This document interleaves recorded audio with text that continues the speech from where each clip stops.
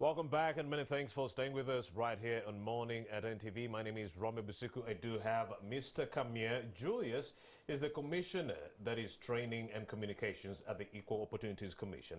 He's with me here in studio to talk about the recent request by government to merge all agencies, ministries and departments, MDAs, in that regard. But then there's contestations that have been flying left, right and center, not only from the Equal Opportunities Commission, but also the Electricity Regulatory Authority. Yes, Northern Kabira wants to absorb the Electricity Regulatory Authority under hot docket, which is the Ministry of Energy. So meaning all the money, all the proceeds would have to go through the Ministry of Energy and not ERA.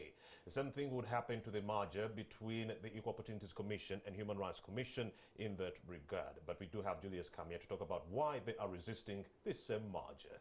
Well, the government says they might be able to save 988 billion Uganda shillings if this merger takes center stage. So why are people like Julius Kamia and other entities fighting these mergers? A very good morning, Mr. Julius Kamia. Good morning, Romeo. Let's start with that very pertinent question. Yes. You're meeting in committees of parliament. What are you meeting about? Thank you very much, Romeo, and good morning, viewers and listeners. This week, we started a process of meeting committees of parliament. We are meeting them in phases, and we are meeting them over a critical national issue of gender and equity responsiveness in our development planning framework.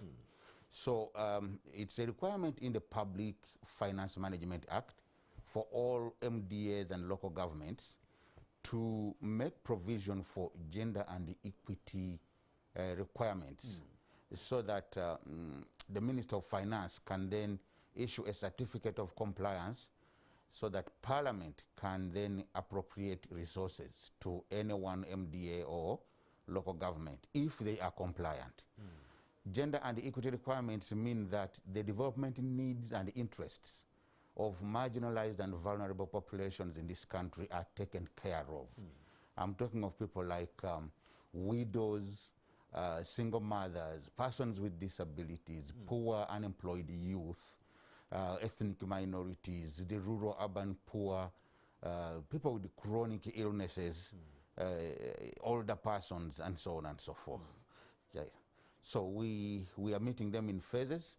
We started with the Committee of Parliament in charge of equal opportunities. Yesterday we were meeting a Committee of Gender, Labour and Social Development. We are meeting a Committee of Health today.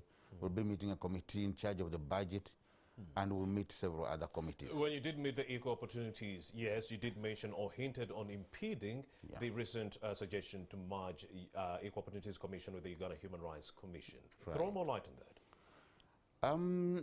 That, I think, government in its rationalization endeavors thinks is planning to, I think one of them is to save resources, as you have hinted. We think that the Equal Opportunities Commission is a very distinctive entity, very different from any other, let alone the Human Rights Commission.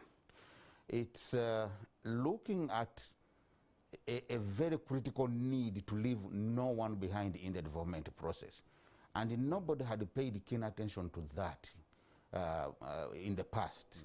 So this institution, established in Article 32 of the Constitution and operationalized by the Equal Opportunities Commission Act, is set up to ensure that the people who have hitherto been consumers, being dependent on goodwill, are made more productive so that even government can be able to collect taxes from them when they are productive. So we are wondering whether it makes a lot of sense for them to continue to be dependent and government and all other duty bearers pouring resources into them and they're not productive, or it's more sensible to make them productive so that they are able to fend for themselves, they're able to raise families and look after them and be able to contribute to the resource envelope of this country. So that's the essence of the Equal Opportunities Commission. We want their development needs and interests to be brought to the national agenda. They are voiceless and we are their voice. We are a bridge between government and those voiceless people.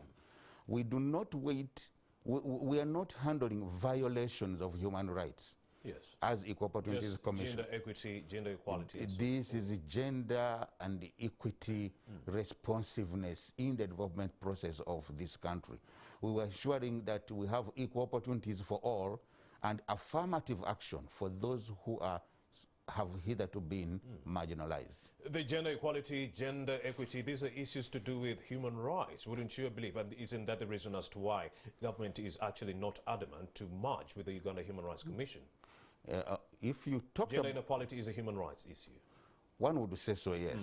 If you wanted to speak about anything on this earth, it would be a human rights issue. So we would end up with one institution to run the country. Indeed. So we have to split. Very laughable, yes. We have to split and find the niche for every institution, so that together then we come together as a critical mass to contribute to this development. Every institution has its bit of the cake that they can handle. So the Human Rights Commission has what they can handle best, and in our interaction with them, they too think that it doesn't do much help to merge the two institutions. Yeah. Is this wishful thinking, or do you actually hope to go to court to seek some kind of redress to stop this merger from happening? Or will you cave at some point, because this is an executive order? Is it an executive order? That's according to Ruth Nankabirwa, when ERA was saying, for us, we do not want to, merge with the energy ministry. Our people only want electricity. They don't want the bureaucracy that comes with it. And then she said, no, I need the money coming in from ERA under my docket. So, and they are in court, by the way. There's a court case over there. Right, all right. So, in your case, would you run to court? We have not considered that at all. We are at the stage where we are discussing. We think that discussion will help. We are discussing, and I think we are not up to disobeying an executive order. What we are taking advantage of is that after the executive passing a resolution, they passed that to a rationalization committee within public service to make sure that these things are operationalized. So that committee is coming up with a report.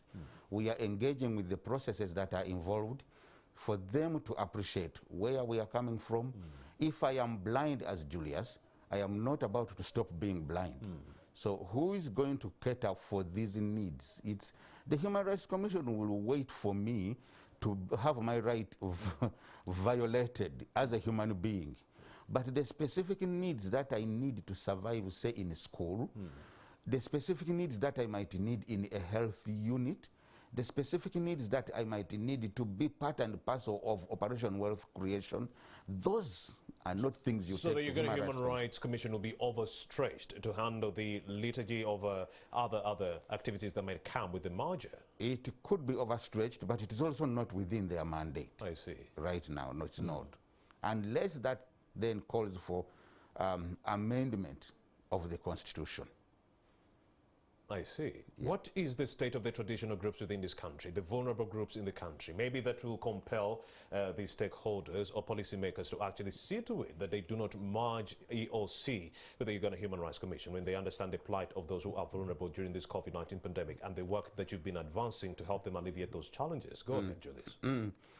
Yeah, the state of vulnerable marginalized persons in this country is still appalling.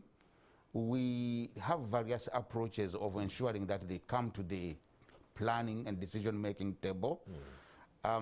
So our approach is that we do empowerment sessions for them, but we also interact with the duty bearers, because it wouldn't make sense if you are raising awareness and empowering the vulnerable populations, and when they go to seek services with the duty bearer, the duty bearer is not informed.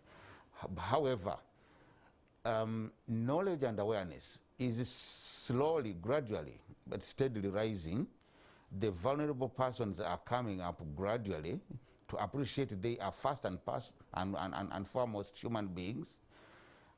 You don't look at their vulnerability or their disability or their old age first. You look at them as persons. Just in the recent, in the ongoing struggle to fight against the COVID-19, you realize that vulnerability is even evolving. It's not a concluded thing. We came up with new types of vulnerable populations.